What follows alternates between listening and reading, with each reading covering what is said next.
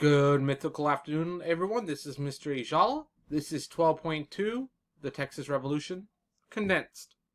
There are 3 objectives for this section. You will be able to describe why the Texans revolted against Mexico. You will be able to identify the causes, course, and consequences of the Texas Revolution. And you will be able to identify the battles of Goliad, the Alamo, and San Jacinto. So let's start at the beginning. From 1821 to 1836, Mexico owned what we call Texas. They called it Tejas at the time, but allowed American settlers in due to the low population in Tejas.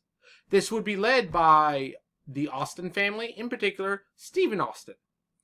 By 1830, the Americans will outnumber the Tejanos, the Texans of Spanish or Mexican descent, by 6-1.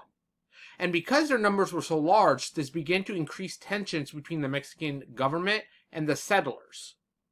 The Mexican government decided they were going to try to ban settlement from Americas to Tejas.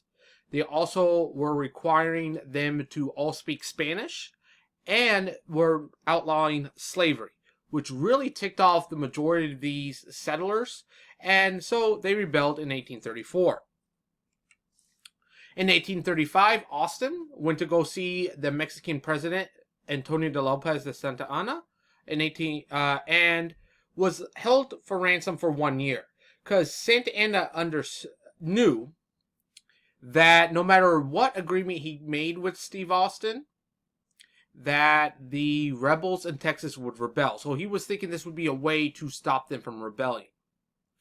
Meanwhile, you had the Battle of Goliad in 1835 and the Siege of the Alamo in 1836. Both of these locations will be where there were large massacres of the Texan forces by the Mexican troops.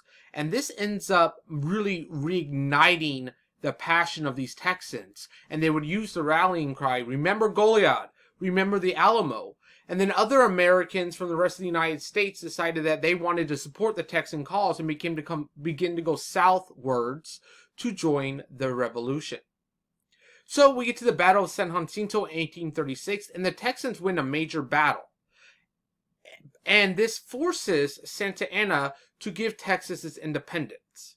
Why? Because more and more Americans were beginning to join the Texan cause, and Mexico was worried that the United States would join the side of the Texan rebellion and absolutely destroy the Mexican government, because Mexico understood they would not be able to defend themselves against the United States. So, later that year, in September, Texas becomes the Lone Star Republic and becomes its own nation for approximately 10 years. They will have one president, Sam Houston. Later in 1836, Texas will ask Congress to be annexed to the United States, more or less added to. The Northerners in Congress did not like this idea, because you got to remember, the balance of power between the slave and free states was still occurring, and they were worried that this would swing the power too far to the sides of the slave states. So it will be about 10 years until James K. Polk becomes president, when it will become part of the United States. And a conflict will occur between the United States and the Mexican government. And as always, don't forget to be awesome.